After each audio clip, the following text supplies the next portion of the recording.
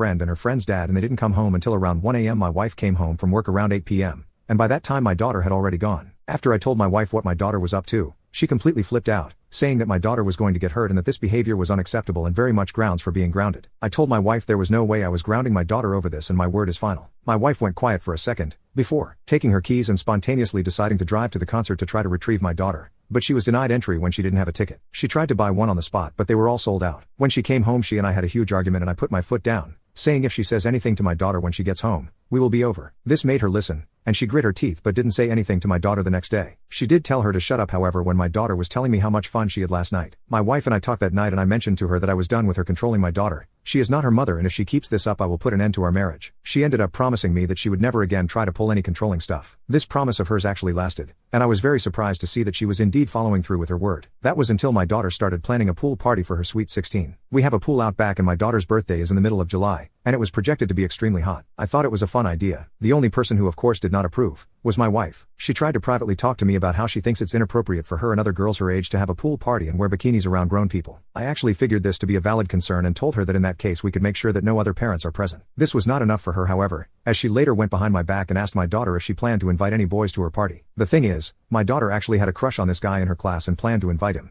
And when my wife found out about this, she flipped out. Her and I had an argument one night about it, where she voiced her concerns about him being a creep who would definitely try rope someone. I told her she was completely out of line for this, and if the first thing that she thought of when she pictured a 16-year-old boy was rope, there was something seriously wrong with her. I gave her one final warning and told her to stay on the sidelines for both the planning and not to ruin the party when it does come. She agreed at the time, but in hindsight I should have been able to tell that her sure was just too sarcastic to fully believe. Anyway, when the party came around, everyone was having fun. My daughter was indeed having a pool party, had invited other girls and boys from her class, and I was taking care of food and drinks. I don't know what went through my wife's head, but when she saw that my daughter was sitting poolside with her crush, doing absolutely nothing but talking, she went completely irate. She stormed out and started yelling at the boy, calling him all sorts of names such as creep and weirdo very loudly. After ripping into the boy for a solid minute and a half for being a creep and getting close to her daughter without a shirt on, she turned her attention to my daughter and started berating her, asking her if she has no decency to be dressed like a WH who's asking for it. One of her friends told my wife to cut it out, and my wife flipped out at the friend too, telling her that she has no right to tell my wife what to do in her own home. My wife then kicked everyone out, leaving only my daughter, who re-entered the house in tears. I was actually on the toilet for this whole encounter, and this was told to me by my daughter. I went downstairs to find my daughter crying and my wife looking extremely angry while watching TV. I asked my daughter what happened, and she asked if we could go upstairs. I was ashamed of my wife after I heard what my daughter had to say, and I knew I had to divorce this woman. I apologized over and over to my daughter, and I decided to console her by suggesting something. My final act before divorcing my wife came 1 month later, and I would say it would classify as going out with a bang. My wife was having her 40th birthday party a month later in the house, and many of the friends she had over were friends from her church. My daughter and I came into the house midway through the party, with a speaker turned on full volume blaring the loudest heavy metal music possible, with our faces painted like members of our favorite bands. My wife tried to stop us, but after a couple of minutes of satanic music, every single one of the people at her party left. I filed for divorce the very next day.